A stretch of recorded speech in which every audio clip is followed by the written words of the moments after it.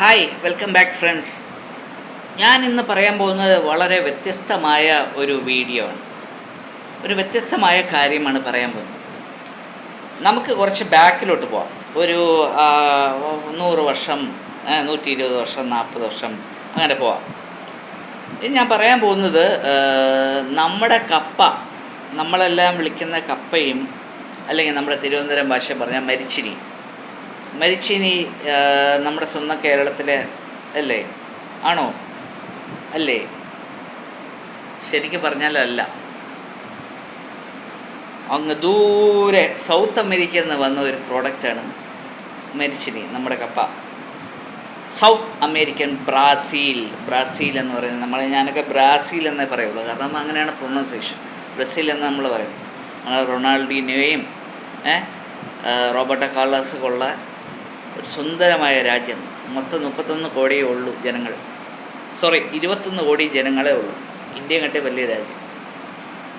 അപ്പോൾ ഇത് ഈ നമ്മുടെ കേരളത്തിൽ, കൊച്ചു കേരളത്തിൽ വരാനുള്ള ഒരു റീസണുണ്ട്.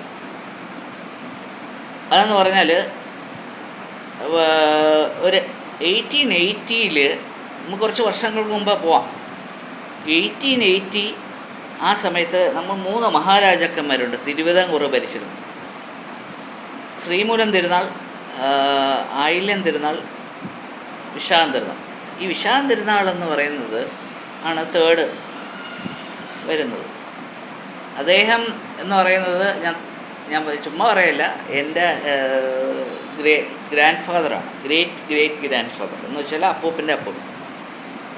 അപ്പോൾ അദ്ദേഹം കൊണ്ടുവന്ന ഒരു സൂപ്പർ സംഭവം എന്ന് പറഞ്ഞാൽ 1880 to 1885 അദ്ദേഹം ഇവിടെ തിരുവിതാംകൂർ ഭരിച്ച ഒരു രാജാവാണ്. അപ്പം അന്ന് ഇവിടെ തിരുവിതാംകൂറിൽ ഭയങ്കര ഭക്ഷ്യക്ഷാമമാണ്. ഒരു അരി പോലും കിട്ടാനുള്ള അങ്ങനത്തെ ഒരു ഭക്ഷ്യക്ഷാമം വന്നപ്പോൾ അദ്ദേഹത്തിൻ്റെ ദീർഘവീക്ഷണത്തിൽ ബ്രാസീലിൽ നിന്ന് ഈ ഒരു ടപ്പിയോക്ക ഇമ്പോർട്ട് ചെയ്ത് അത് എങ്ങനെ കുക്ക് ചെയ്യണമെന്ന് ആർക്കും അറിയില്ല. അത് അദ്ദേഹം എല്ലാം പഠിച്ച് പ്രൊക്ലമേഷൻ ചെയ്തു, വിളംബരം ചെയ്തു. ഇങ്ങനെ അറിയാലോ പണ്ടത്തെ വിളംബരം, അത് ചെയ്ത ഒരു മനുഷ്യരാണ് ഈ വിശാഖം തിരുനാൾ മഹാരാജാവ്. ഇന്ന് നമ്മുടെ കപ്പയില്ലാതെ നമുക്ക് ജീവിക്കാൻ പറ്റുമോ? പക്ഷെ അദ്ദേഹം അത് ഇൻട്രൊഡ്യൂസ് ചെയ്തത്, ഇന്ത്യയിൽ ടപ്പിയൊക്കെ ഇൻട്രൊഡ്യൂസ് ചെയ്തത് അദ്ദേഹം, വിശാഖം തിരുനാൾ മഹാരാജ്.